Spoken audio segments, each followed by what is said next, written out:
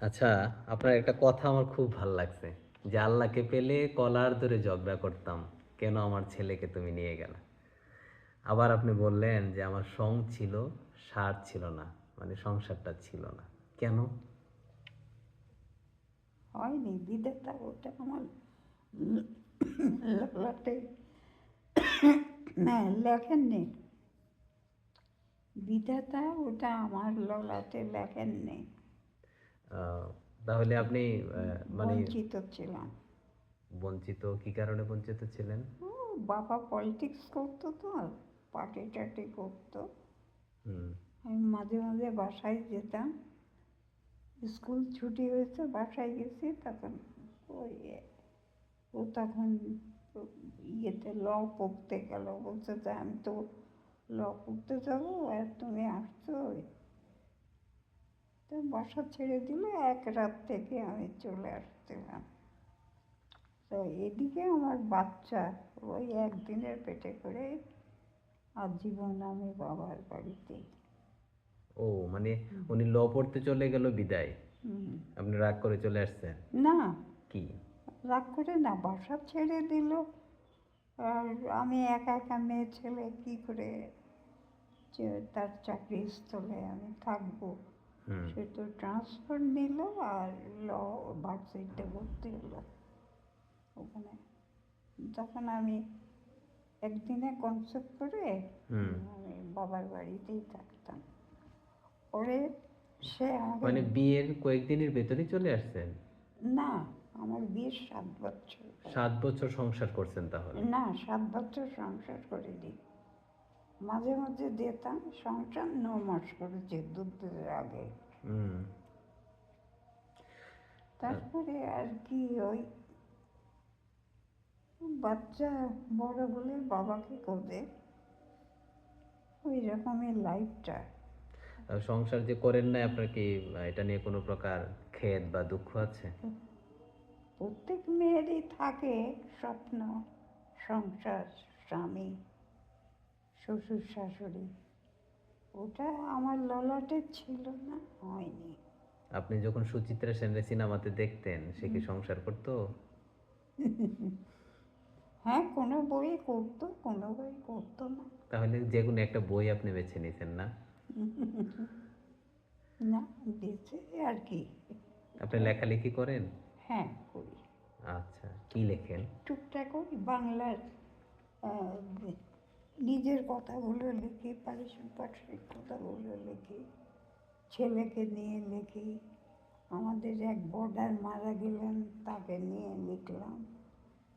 এখানে কেমন লাগে, পরিবেশ কেমন, কাদের জন্যে আমি এখানে আছি, সুন্দর সুস্থ জীবনযাপন করছি, কাদের দয়ায় এই প্রতিষ্ঠান, আচ্ছা, তাদের দান অপরিসীম, এই যে যার জন্য যে বিষয়টা যেটুকু। আপনি যদি নাতির সাথে থাকতেন, ঘরের মধ্যে নাতি-নাতনি নিয়ে থাকতেন, যে ফিলটা কাজ করতো এখানে যে আনন্দ মেলাতে থাকেন, এই কি ফিল কাজ সেটা করে? না, সেটা তো দুই সাইড, দুই দিক। এটা এক সাইড আর নাতিদের মধ্যে থাকা সেটা এক সাইড। কোনটা বেটার? নিরুপায় হয়ে এখানে আছে তাই মনে করবো এটাই ভালো। আর যদি নাতিদের সাথে থাকতাম 8-10 জনের মতো, সেটাও ভালোই। তা আমি মনে করি সব দিক থেকে আমি এখন খুবই ভালো আছি সবাইকে নিয়ে, কারণ এরা কেউ আমাকে ফেলে না। এরাই সবচেয়ে আমার নিকট আত্মীয়। আত্মীয়, দুর্দিনের বন্ধু, সঙ্গী, দিন রাত্রির সঙ্গী। আচ্ছা, এটা কি আবার নিষ্ঠুর মনে হয় যে আমার ছেলে কেন তার সাথে তার সংসারের সাথে আমাকে রাখে নাই? কাজটা না নিষ্ঠুর না, কাজ মনে হয়? ছেলে রাখিনি না, ছেলে রাখছে, কিন্তু ওর তার বউ একটু লোভী ছিল। আমার অনেক পয়সা, টাকা পয়সা সে আত্মসাৎ করছিল। ও আচ্ছা, আচ্ছা। যার জন্য আর দেখার কেউ ছিল না, তখন বাধ্য হয়ে আমার বোন এখানে দিয়েছে। হুম। আপনার কি প্রভুর কাছে কোনো প্রশ্ন আছে? একটা তো কালার ধরতেন তারে। আর কোনো কালার ধরার ব্যাপার আছে কোনো আর বিষয়ে? কি, না, আল্লাহ আমাকে ভালো রেখেছেন, অসীম দয়া। জীবনের এই পর্যায়ে এসে অতীতে যাদের প্রতি দুঃখ কষ্ট যন্ত্রণা ছিল রাগ ছিল অভিমান ছিল এগুলো কি আজকে মনে হয় কোনো মিথ্যা? হ্যাঁ, কোনো কোনো কারণে মনে চাড়া দেয়, আবার বলি যে হয়তো কপালে নাই, হয়নি, এই। মানে শেষ পর্যন্ত কপালকে মেনে নিলেন? কপালকেই দায়ী করছে। আসলে কি কপালই কাজ করে না চেষ্টা বলে কিছু একটা আছে? দুটাই, হুম। দুটাই কাজ। আপনি কি কবিতা লেখেন? কবিতা লেখিনি, টুকরো টুকরো ঘটনা লিখি। আপনার নাম? আমার নাম মিসেস লাইলি হোসেন। লাইলি হোসেন। সার্টিফিকেটে মিসেস আছে? না, ওইটা আপনি বলেন আগের স্টাইল ছিল উত্তম সুচিত্রা সেনের যে স্টাইল। সার্টিফিকেটে নাই, লাইলি হোসেনই আছে। হুম। আপনি কি গান করতে পারেন? না, এক সময় আমি খুব নাচতাম, নাচ করতাম, রবীন্দ্রসঙ্গীত আর উচ্চাঙ্গ সঙ্গীতের। উচ্চাঙ্গ সঙ্গীতের সাথে নাচ করতেন? আর রবীন্দ্রসঙ্গীতের উপর বেশি, নজরুল গীতি, রবীন্দ্র। আপনাদের সময় মানুষের সম্পর্কটা কেমন ছিল আজকের মতো? হ্যাঁ, খুবই ভালো, খুবই ভালো। আজকের সম্পর্ক তো খুব ভালো না, হ্যাঁ, না? এটাও ভালো, তখন ভালো, তখনকার দিনের ফিল্মটাও ভালো, এখনকার দিনে এটাও ফেলে দেওয়ার মতো না, ভালোই বলতে হবে। হুম না হলে আছি কেন এখানে, হুম হুম হুম হুম।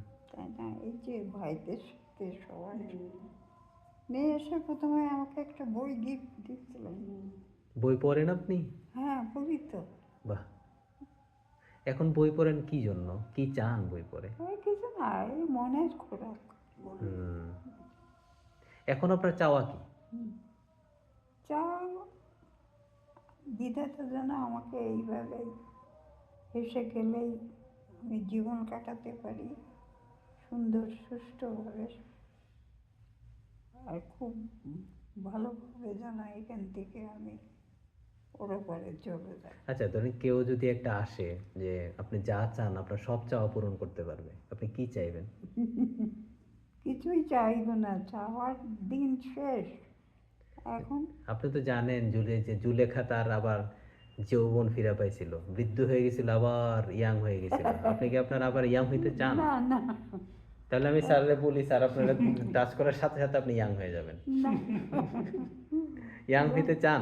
না, আবার উত্তম সুচিত্রা সেনের ছবি দেখবেন গিয়ে? না, না, না, এমনি দেখি, ওটা বলা লাগে না, ওটা দুপুরবেলা বা সন্ধ্যার পরে এমনিও দেখি। আচ্ছা। আপনার ছেলের কোন দিকটা খুব মনে পড়ে? ওর হচ্ছে মুখ, ব্যবহার। খুবই সুন্দর ব্যবহার ছিল না? হ্যাঁ, গান, ব্যবহার ভালো ছিল। মীর মাহবুবুর রহমান কুশল। হ্যাঁ, কেউ ওর সম্বন্ধে কেউ আজ পর্যন্ত কোনো রিপোর্ট আমি পাইনি কুষ্টিয়াতে। হুম হুম হুম। মানে সেই সদালাপি আর মনের দিক দিয়ে একটা ভালো মানুষ ছিল, কিন্তু অনেকে সেটা বুঝতো না। হুম। এইটা ওই শিল্পীদের সাধারণত এইরকমই। না হ্যাঁ শিল্পীদের জীবন তো একটু নর্মাল লাইফ থেকে অন্যরকম হয়, এটা তো অনেকের বোঝা একটু কঠিন, ভুল বোঝার সম্ভাবনাটা থাকে বেশি।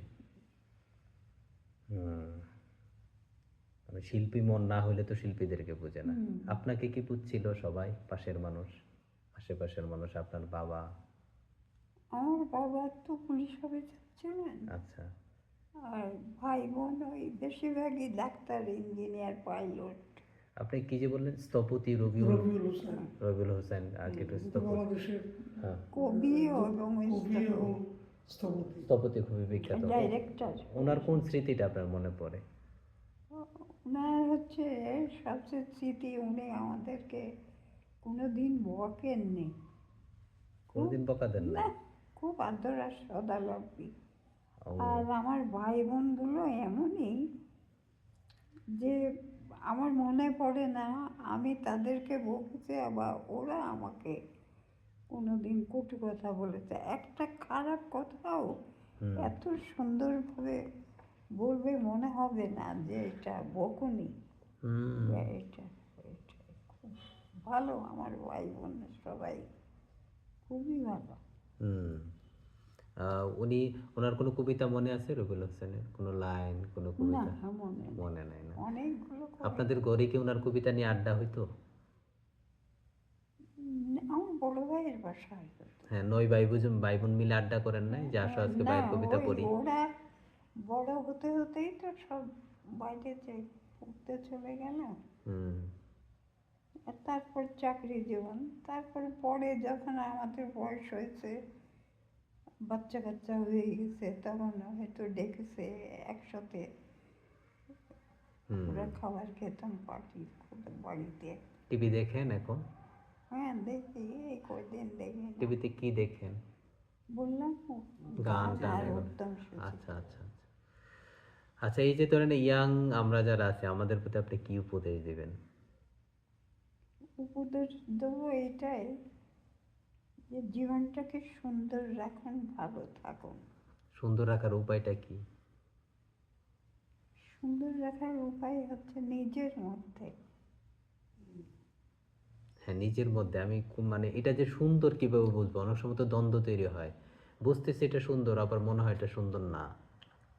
সেটা হচ্ছে এক এক মানুষের এক এক দৃষ্টিভঙ্গি। আলাদা। হুম সুন্দর রাখুন বলে এখানে আপনি সবচেয়ে আনন্দ ফিল করেন কখন? এখানে সবসময় ঘুরি। আনন্দে থাকেন। হুম আপনার বাবার নাম ছিল? আর আমার বাবার নাম ছিল মৃত মোহাম্মদ।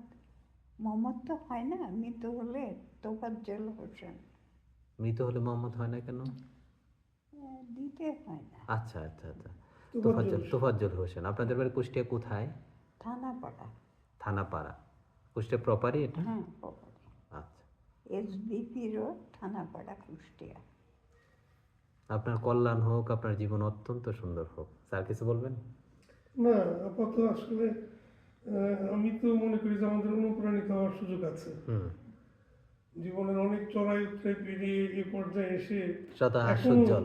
এখনো আমি বলতে পারছি না আমি ভালো আছি। হুম হুম হুম মানে একটা এটা হাস্যোজ্জ্বল একটা মানসিকতা এখনো এখনো ধারণ করেন। সেটাই। আপনিও হাস্যোজ্জ্বল। এবং সেটি গুরুত্বপূর্ণ, যে কোনো প্রতিকূল অবস্থা মোকাবেলা করেও হ্যাঁ, আমি ভালো আছি, এ কথাটা আমরা কজন বলতে পারি। বলতে পারি। কিন্তু আমরা আমার কাছ থেকে এটা একটা বিরাট অনুপ্রেরণার বিষয়। মানুষের জীবনের তো সুখ দুঃখ নিয়ে জীবন, হুম হুম হুম, তাই না? জি নির্ভেজাল জীবন বলতে কোনো কিছু নেই। নানান সমস্যার মধ্য দিয়ে, নানান বিপর্যয়, দ্বন্দ্ব, কত কিছুর মধ্য দিয়ে জীবন প্রবাহিত হয়। মানসিক দ্বন্দ্ব, আদর্শিক দ্বন্দ্ব, সেটাই। বুঝা না বোঝার দ্বন্দ্ব, দ্বন্দ্ব। এর মধ্য দিয়ে কিন্তু কাপা আয়সা মনে হলো যে একটা চমৎকার হাস্যোজ্জ্বল ফুলের কাছে চলে সেটাই। আসলাম। এই জন্য আবার হ্যাঁ কথা খুব মনে পড়ে বারবার যখন হ্যাঁ। আসি, আবার টানটা বেশি থাকে। হ্যাঁ। ওনারও আছে, এই যে একজন দেখলেন না, ধরে আমাকে হ্যাঁ হ্যাঁ হ্যাঁ হ্যাঁ হেসে উঠলো। যে আনন্দ মেলার এই হলো একটা আনন্দের দিক। আপনার কল্যাণ অনিবার্য হোক। সবাই আসবেন, আবার আসবেন, পুনরায় আসবেন। খুব খুশি হব। হাস্য উজ্জ্বল মন নিয়ে কথা বলবেন। জি।